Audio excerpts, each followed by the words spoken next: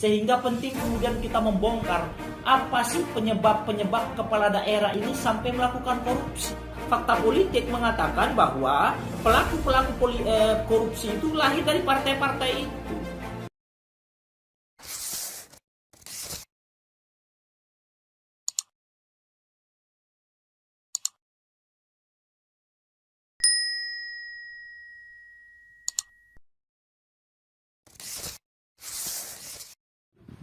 Assalamualaikum warahmatullahi wabarakatuh. Salam sejahtera. Kembali bertemu dengan saya Rusman Rabbarani. Tentunya salam setengah merdeka. Oke kawan-kawan, pada kali ini kita kembali akan berbincang-bincang seperti biasanya, membahas hal-hal mungkin yang hal-hal yang memang idealnya harus kita pikirkan bersama-sama sebagai anak bangsa tentunya ya. Oke, pada kali ini kita coba membahas terkait musuh bersama, musuhnya negara, musuhnya seluruh rakyat Indonesia, yaitu terkait dengan korupsi. Oke, korupsi ya. Tapi seperti biasanya, sebelum kita masuk ke pembahasan inti, jangan lupa diseruput kopinya supaya tidak gampang marahan, tidak gampang ngamuan, tentunya tidak sumbu pendek. Oke, silakan. Alhamdulillah.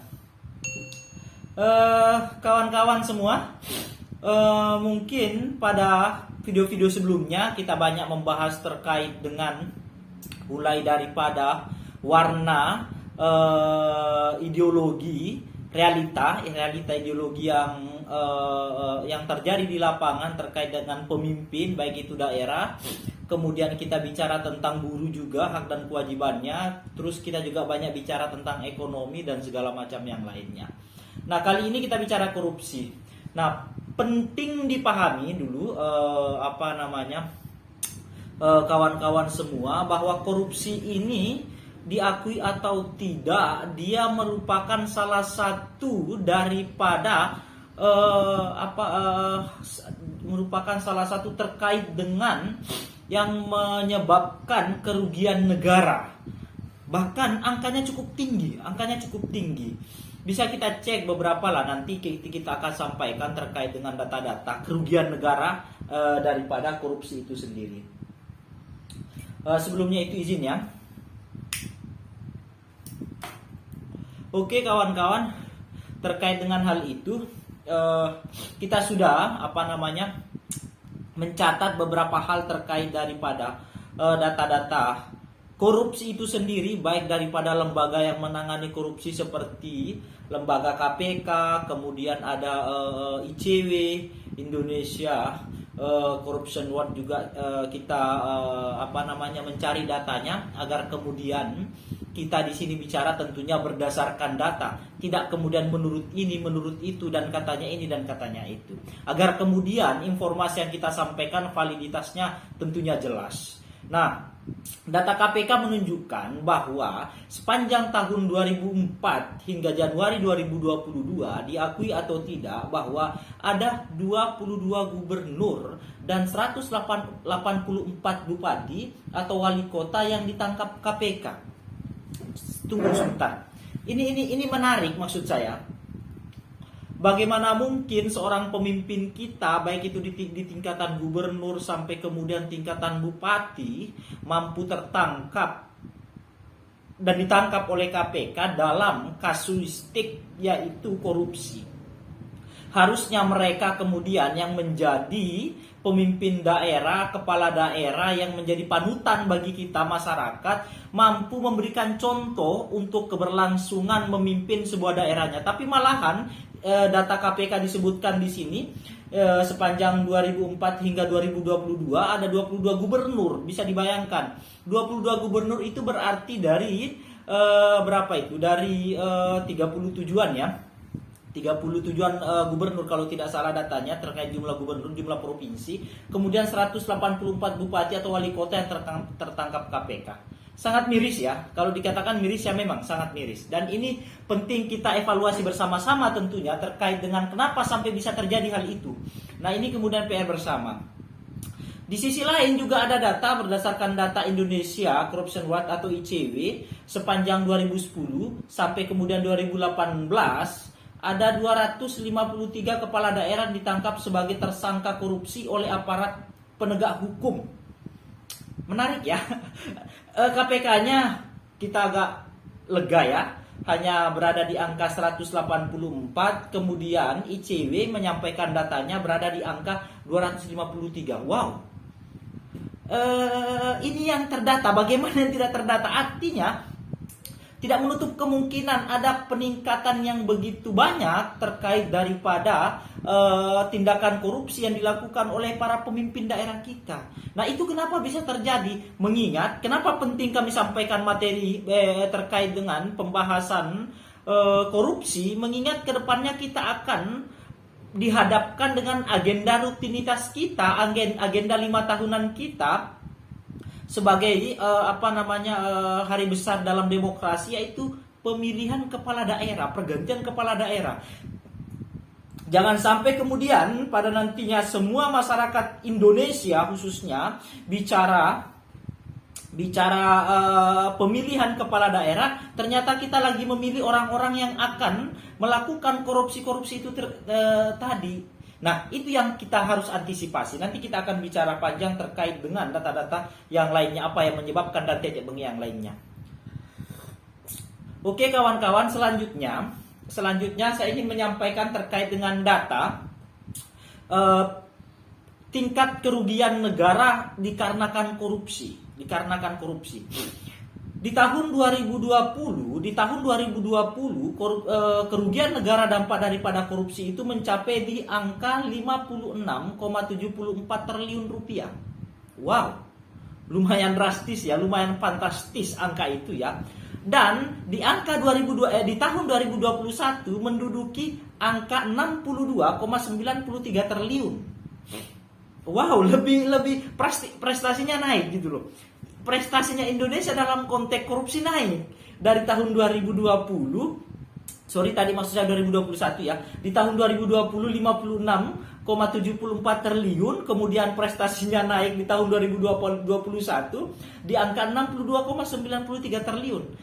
Mungkin penting ya kita aplaus, kita tepuk tangan buat pemimpin kita, negara kita, para aparatur penegak hukum kita, birokrasi kita, dan titik bengi yang lainnya yang mampu mengupgrade daripada tingkat prestasi angka korupsi di Indonesia. Luar biasa ya, luar biasa.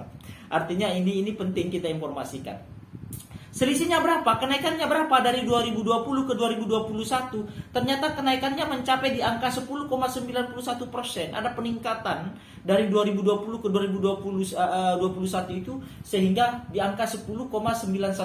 Dan ini kemudian miris kalau kita biarkan begitu saja. Sehingga penting kemudian kita membongkar apa sih penyebab kepala daerah ini sampai melakukan korupsi, sehingga kita sebagai rakyat ketika mengetahui penyebabnya minimal ada keterlibatan langsung kita sebagai rakyat untuk meminimalisir terkait daripada agar tidak terjadinya korupsi.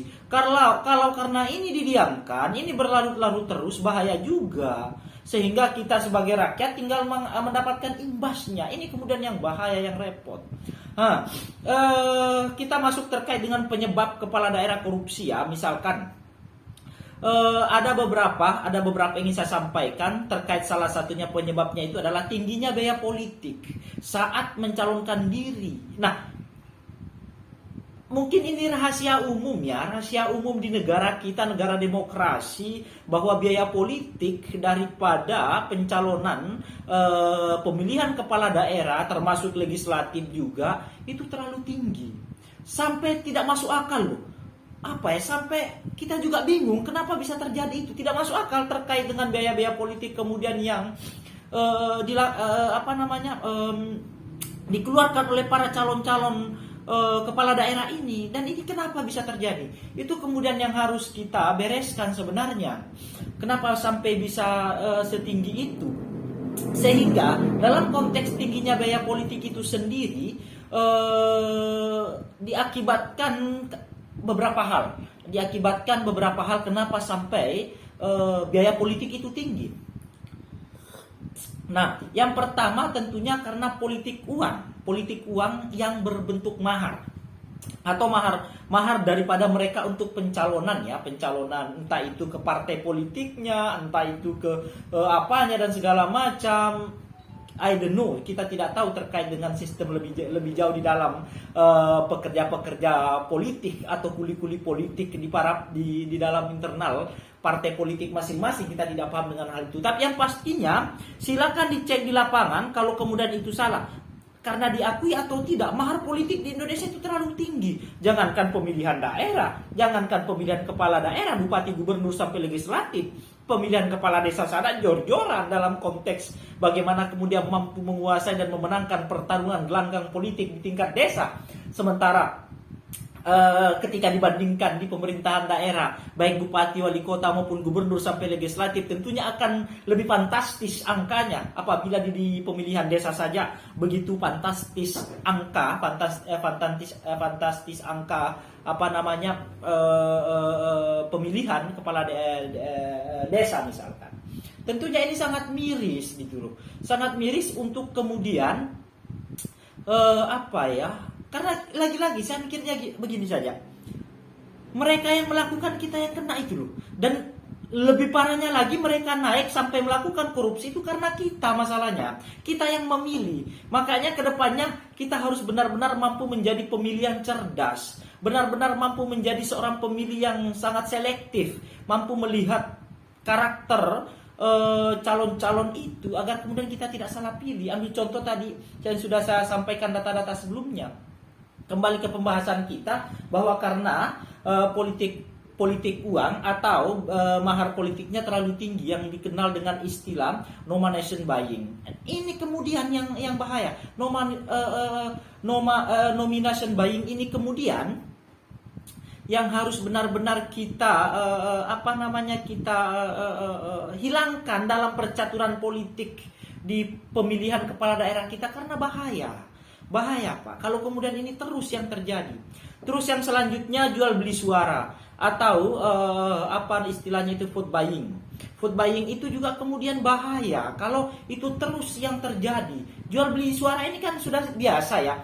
Belum jual beli suara di internal, belum lagi jual beli suara maksud saya di internal di masyarakat ya, saat bagaimana kemudian mereka mau memilih calonnya.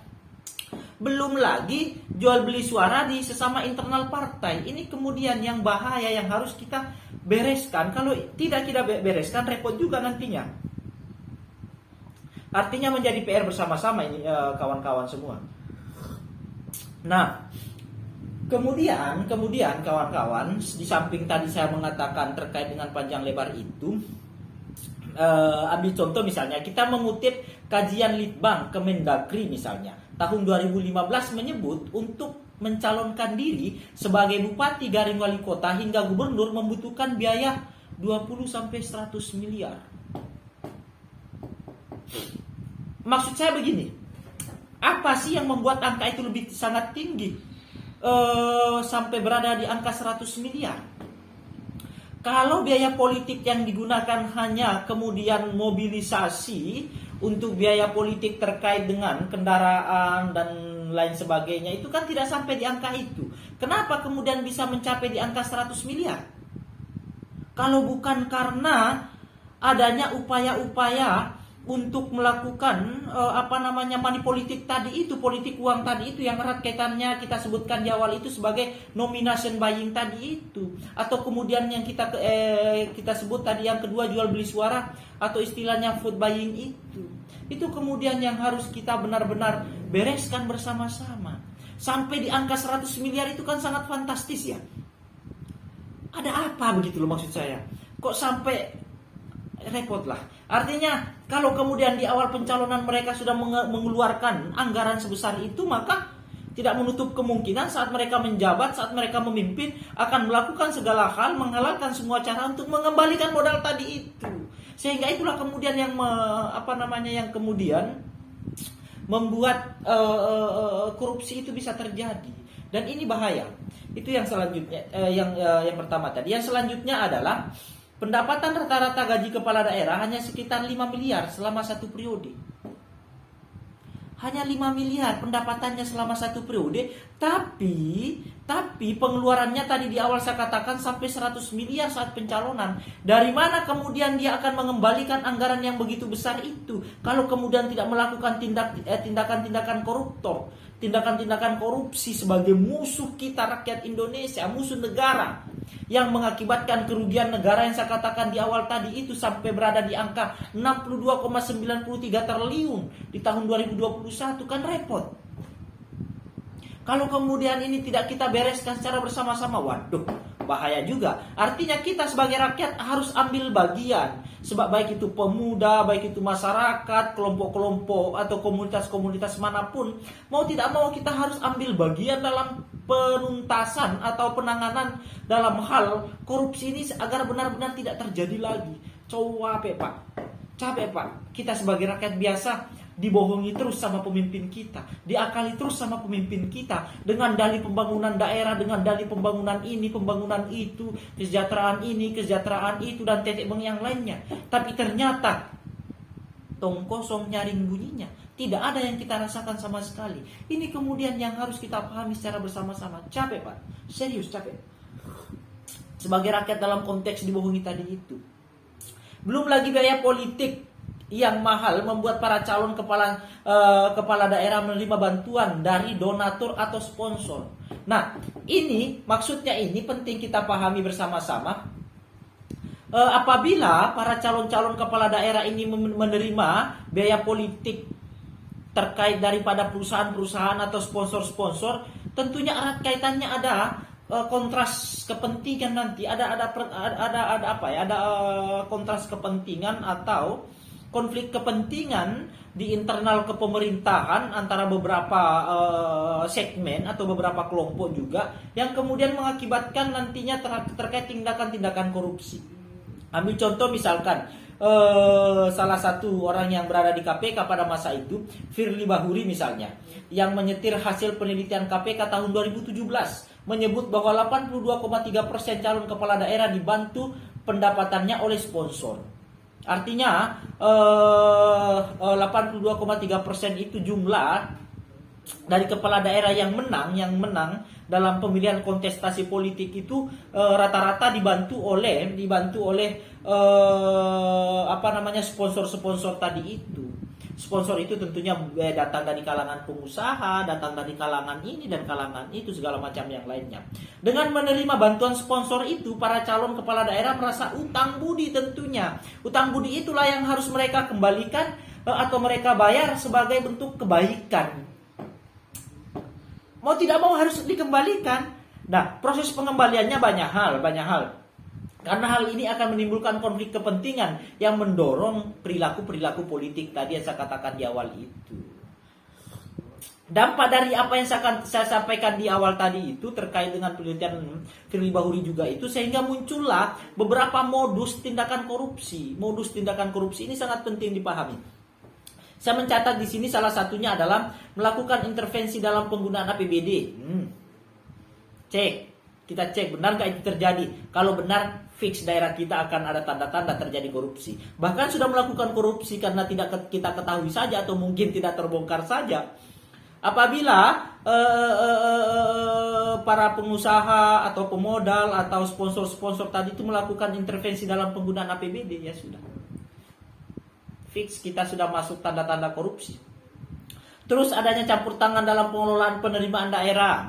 Betul. Mereka yang sponsor-sponsor itu ikut menentukan dalam pelaksanaan perizinan dan pemerasan, bantuan kepentingan dalam proses pengadaan barang jasa dan manajemen ASN seperti rotasi, mutasi dan pengangkatan pegawai. Nah, inilah dampak yang harus kita terima apabila kita kemudian dibantu dalam biaya politik oleh para pemodal-pemodal tadi itu.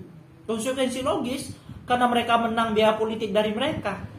Nah, inilah kemudian yang harus benar-benar kita pahami secara bersama-sama. Makanya hati-hati nanti saat pemilihan kepala daerah. saat pemilu, saat pemilihan bupati, gubernur, legislatif, dan tetebeng yang lainnya. Kita harus benar-benar mampu menjadi pemilih yang cerdas agar tidak memilih orang-orang yang seperti ini.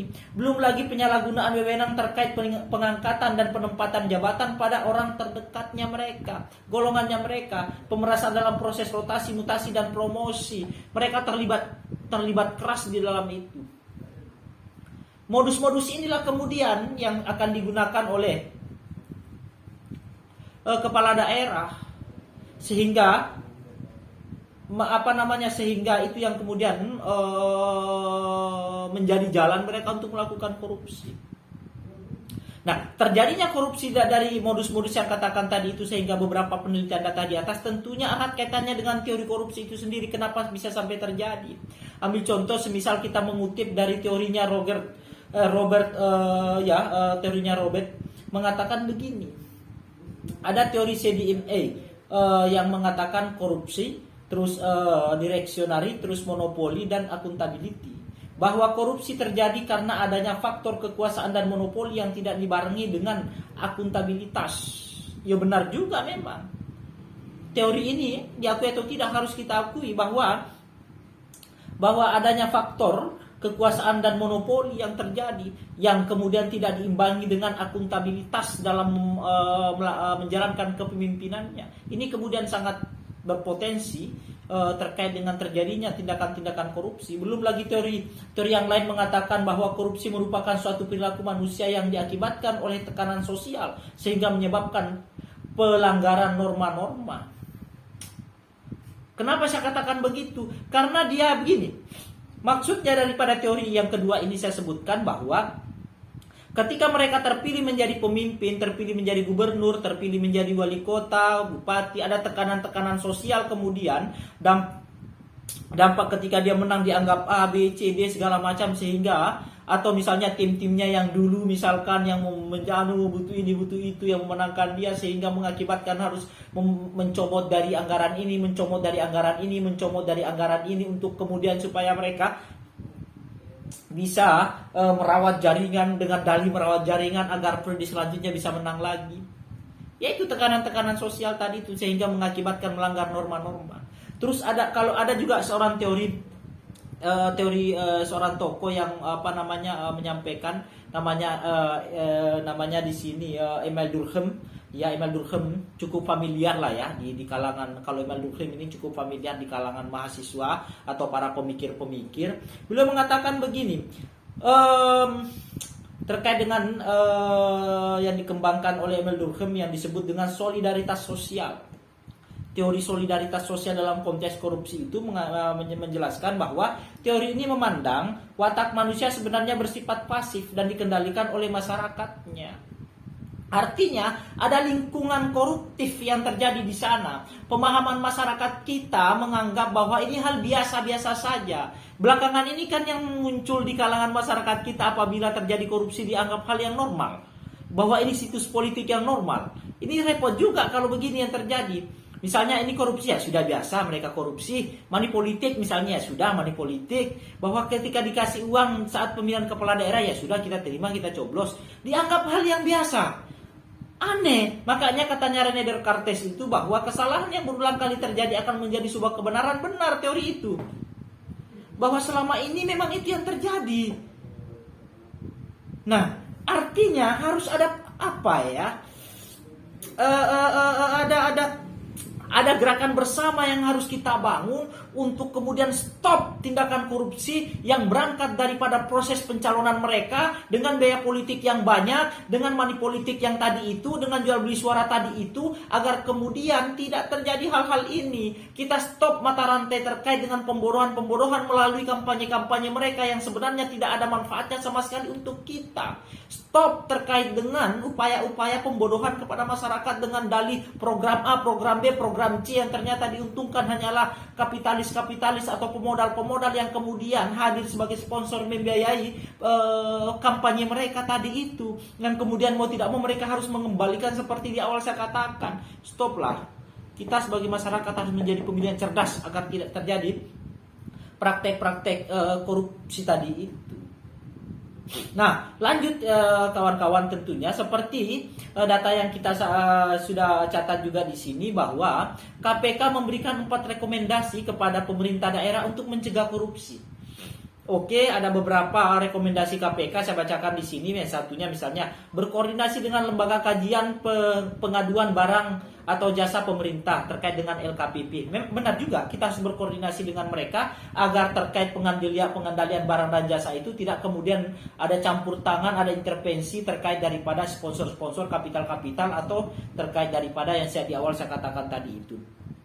Juga dengan BPKP, perwakilan di daerah yang diberikan mandat untuk melakukan pengawasan dan pendampingan terkait pengadaan barang dan jasa, dan penguatan aparat pengawasan intern pemerintah. Ini juga penting kemudian kita kita lakukan terkait daripada saran daripada teman-teman yang ada di KPK untuk berupaya kemudian jangan sampai terjadi korupsi. Terus memperdayakan dan mendukung APIP, melakukan pengawasan dalam beberapa program percepatan dan lain sebagainya. Artinya kita benar-benar memperdayakan dan kita mendukung APIP tadi itu. APIP tadi itu adalah aparat pengawasan intern pemerintah untuk kemudian selalu mengawasi terkait beberapa hal.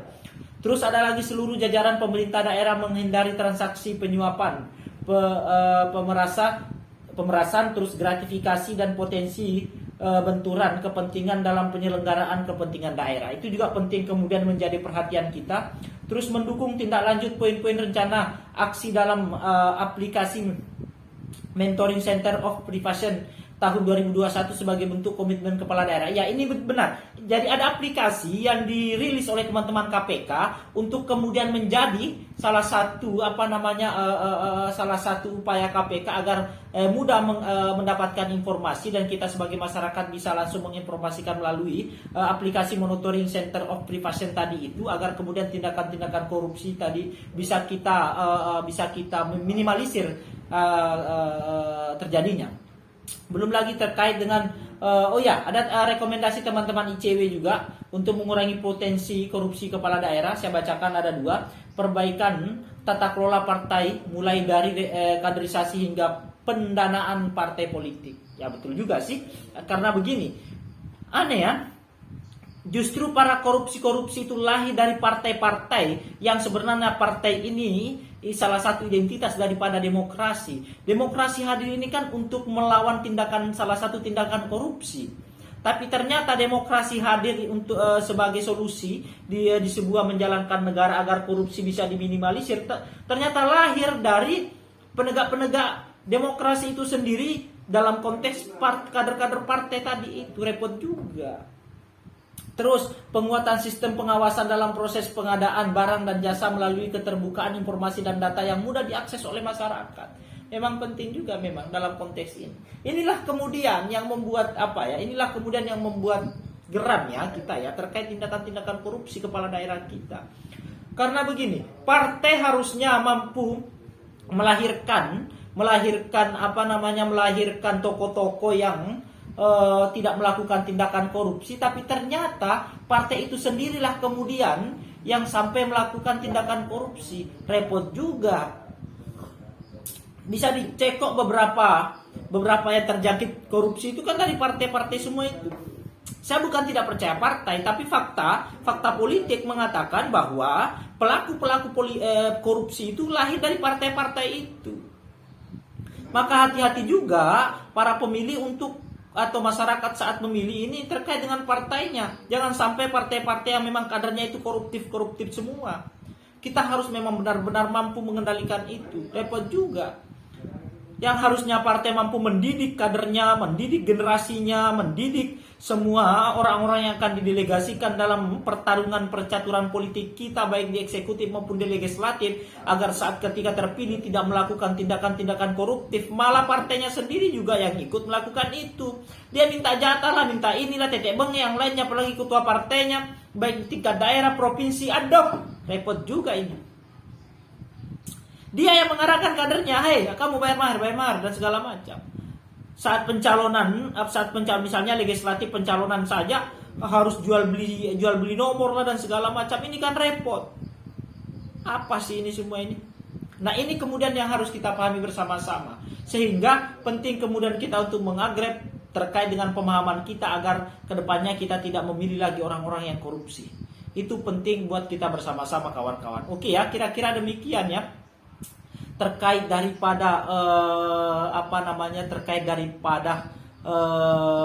tindakan-tindakan korupsi yang dilakukan oleh kepala daerah kita, agar kemudian kita terhindarkan dari korupsi-korupsi itu, agar negara kemudian tidak sampai mengalami kerugian yang begitu besar seperti yang saya katakan di awal tadi itu, sampai berada di angka 62,93 triliun tadi itu ya. Mudah-mudahan kita istiqomah saja untuk kemudian selalu menyuarakan bahwa korupsi merupakan musuh bersama. Korupsi merupakan musuh bersama. Korupsi merupakan musuh bersama dan harus diberantas, harus dihanguskan dan harus dihilangkan dari negara tercinta kita ini. Kira-kira begitu kawan-kawan. Sekian, sampai di sini dulu perjumpaan kita untuk kali ini. Kedepannya kita akan berjumpa dengan tema-tema atau materi-materi yang lebih menarik lagi, yang lebih menggugah lagi, yang lebih menggigit lagi. Sekian dari saya. Kalau kemudian dari tadi ada yang salah dari saya, tentunya kami mohon maaf segenap daripada teman-teman RRB official. Dalam hal ini kami sendiri bersama tim-tim yang lainnya. Terima kasih, tetap pada posisi keberpihakan kita, bahwa hari ini kita lagi berada di situasi selalu berjuang. Salam setengah merdeka dari saya. Assalamualaikum warahmatullahi wabarakatuh.